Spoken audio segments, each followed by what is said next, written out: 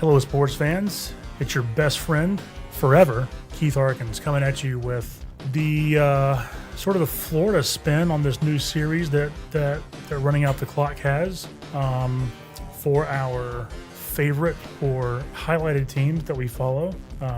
Chandler has his sort of thoughts corner. He's probably gonna be mad at me for calling it that, but that's what I'm calling it. All on Ole Miss, and of course, Ro and Joseph have their weekly pessimist podcast that they're doing about Mississippi State. And I'm coming at you with the Gator Rituals for your Florida Gators. So weekly, we will take a deeper dive into our respective favorite teams. This is kind of our chance to maybe shed some of the weight of non-bias to bask in the glory of our favorite teams, or sometimes infamy or shame of our favorite teams. More on that later. But yeah, so this week on Gator Rituals, we will be talking about the Florida Gators and the start to their season, and just sort of some thoughts that I've got on the team, how they're doing, what they can do better, et cetera, et cetera. Hot takes, cold takes, whatever takes you want, I got them for you. They're here and I'm serving them. They're fresh. So let's just jump right into this. So the start to this season for the 2018 Florida Gators has been a little bit up and down, maybe exactly what some thought prior to this past weekend. Maybe not the results that they thought, but maybe in the place that they thought. And I'll sort of explain that here in a second. So the season starts with a dismantling of Charleston Southern, which was much needed, something that kind of gave fans something to look forward to, even if it was a little bit of a red herring. Felipe Franks looked great, threw for 200 yards in the first game, or the first half actually. 5 touchdowns. Instantly, everybody crowned him the king of football, handed him the Heisman. Not so fast. Second week playing Kentucky, Florida looked awful. Pretty much the exact opposite of the Charleston Southern game.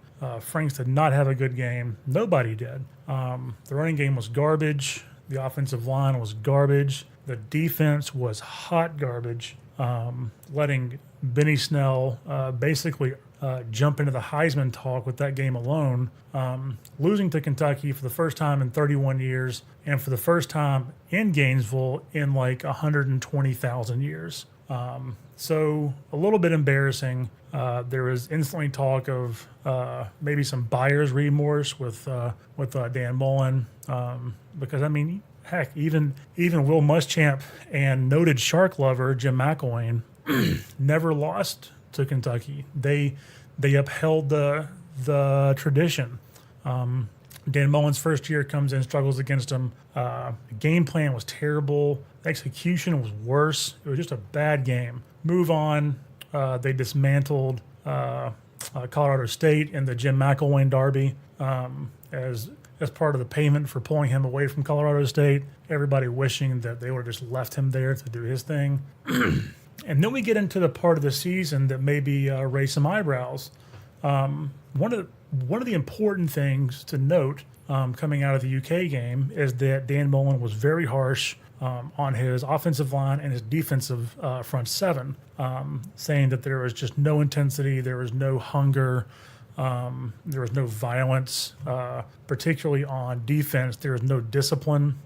Players would run out of their gaps trying to make the individual all-star play and leaving these gaping cutback holes and lanes for Benny Snell and Terry Wilson.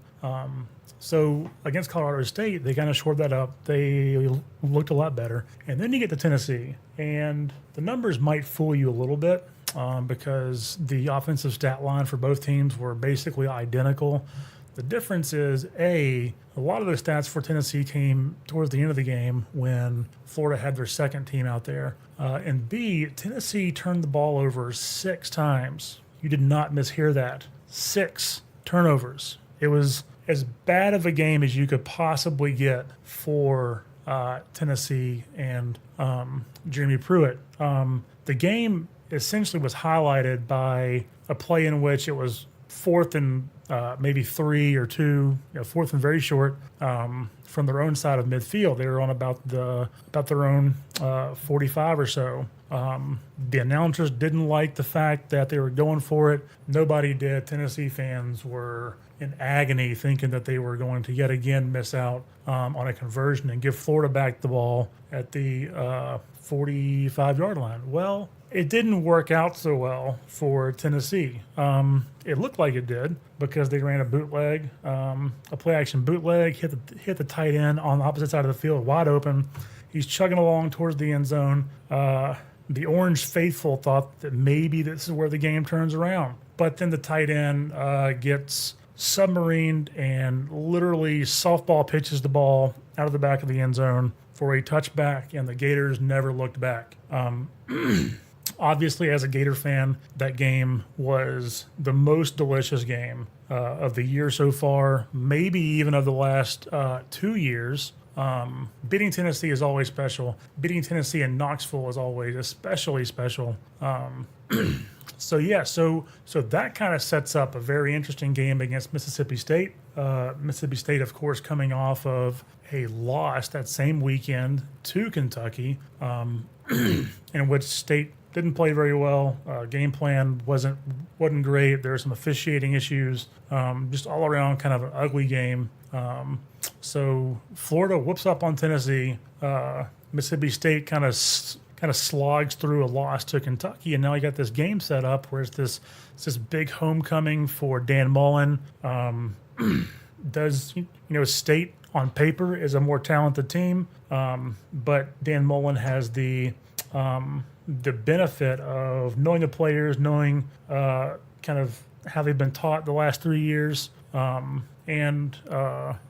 we get to Saturday and this game on, and very similar game for Mississippi State as the week prior, minus the officiating issues. The game plan seemed weird and bad. The execution, especially in the second half, was just non-existent.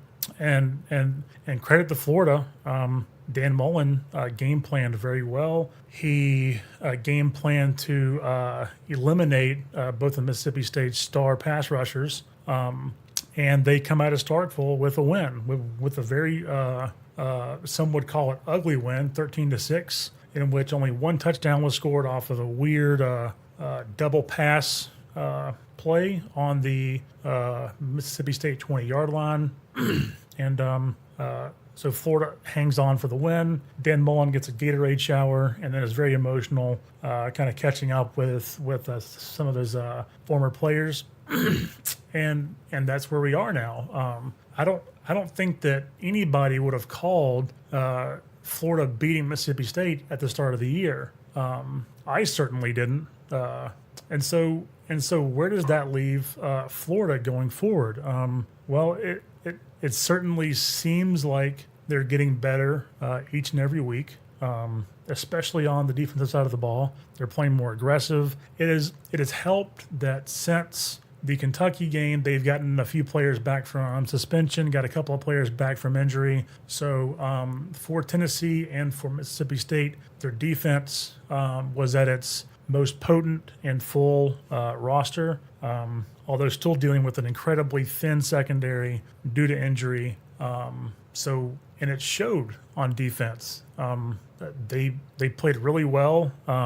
They forced Fitzgerald into some errors due to the pressure. So their defense looks to be catching up and kind of being at that point where the defense statistically has been for the last several years, even under Jim McElwain. Right now, Florida's defense sits at 19th in total defense nationally, which is, to say, very good. Offense, though, is and has been kind of the crux of the Florida Gators the last several years. And they are right now ranked, I think, 92nd nationally, which is to say not great, but better than they were last year. So what can Florida do to be better going forward as the competition picks up? Because it certainly does pick up over the course of the next few weeks here. On offense, first and foremost, Franks has to continue to grow and progress as a quarterback. He is still just a redshirt sophomore, so he's got a lot of football ahead of him.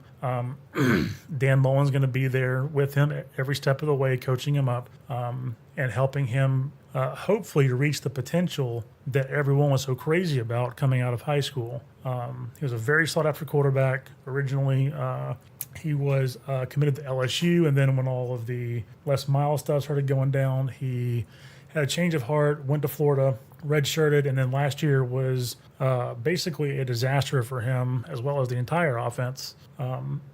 So he needs to continue to progress. He's looked much better the last 2 weeks than he did against Kentucky and even against Colorado State. Even though the stat line may not show that he's progressing as fast as some might think, but his command of the offense has certainly grown in maturity over the last couple of weeks. He's made really good check downs to other plays based on what the defense has shown him. And last week he was maybe his most accurate as he's been since he's been at Florida. So every week he's showing signs of progression and growth, and that has to continue in order for Florida to keep getting better as an overall team. The second thing that I would say that Florida has to get better at is running the football. They've got to run more consistent run calls. My issue with kind of the current, Florida blueprint on offense is that they're giving the ball to a lot of different people, and that's great for when defenses have to game plan against you, because there's not just one person that you have to shut down, because Franks has shown that he doesn't really have a favorite. He's passing it around a lot, but on the running side of things, I think that it's important to kind of pick your workhorse and give him the ball and let him do his thing. Right now, Jordan Scarlett is your guy, and he's gotten better since sitting out all of last year. He looks finally now, 5 games in, like he did back in 2016 when he was turning a lot of heads. He runs well. He runs strong. He's not the fastest person out there, but he does have speed, and he is nearly impossible to tackle. And that's been a lot of fun to watch. Florida's offensive line has been getting better at their run blocks, and so just keep doing that. It's going to be so important for the Florida running game to be efficient, so that it takes some of that pressure off Franks to have to complete passes. Franks works his best, I think, when he's doing play action and bootlegs, and so you can work off that. Mullen is absolutely not afraid to run play action and bootlegs. He's shown it for years. So, but the running game has to be more consistent, and I would like to see Dameon Pierce get more carries. Something that I've noticed that they've been doing and it's been working well is they've been treating Dameon Pierce as more of a closer. You give the majority of the early game carries to Jordan Scarlett and LaMichael Pirine, kind of your more traditional running backs. You wear the defense out, and then you get to middle of the third quarter and the fourth quarter when the defenses are tired, and you put in Dameon Pierce. Now, Dameon Pierce is the true freshman running back who famously showed up on campus, put 600 pounds on the squat rack, and nailed it. He's like 5'8". He's short. He's extremely strong, powerful runner, very quick for his build, very fast. And so you put in this wrecking ball of a running back late in the game, and he's going to pick up yards. Right now, he is Florida's leading rusher through 5 games with 255 yards on just 25 carries. That's a really, really good average. So if that's the game plan going forward, I like it, but I would like to see more consistency with the running game in terms of just maybe narrowing down how many people you have run the ball. And on defense, I've already said, just keep doing what you're doing. The talent there isn't quite what what Florida fans have been used to. So, but there is talent there. CeCe Jefferson is a game breaker. He's finally back. He's finally healthy. Zuniga has shown that he can be a dominant pass rusher and run stopper off the edge. So you've got two really good ends. The secondary's good, but they're very thin and inexperienced. So there's talent. Just they have to make sure that they keep their gaps and that they keep their discipline. So what does all this mean going forward for Florida? They've gotten through some of their tougher tests already at Tennessee, at Mississippi State. I don't care what Chandler says about how bad Tennessee is, and yes, they are very bad. It's still a rivalry game, and it's still going to Tennessee. They took care of business there. They had the surprise win against Mississippi State. And so, Florida fans are feeling pretty good. This week, you've got LSU at home in the Swamp. That's going to be one of their tougher games all year, maybe their second toughest game of the year. I'm not quite sure what to think about that. LSU's got a really, really good defense, but an amazingly average offense. So Florida's offense is going to have their work cut out for them to move the ball against a very talented LSU defense. And especially talented LSU secondary. So I would expect to see a lot of runs early, try to build up and establish that run game to set up Franks in the play action. After LSU, you've got Vanderbilt. Vanderbilt's Vanderbilt. You've got Georgia at the world's largest cocktail bowl weenie thing, as Roe has so lovingly said. In Jacksonville, Florida, that's almost a guaranteed loss. We'll see how that turns out.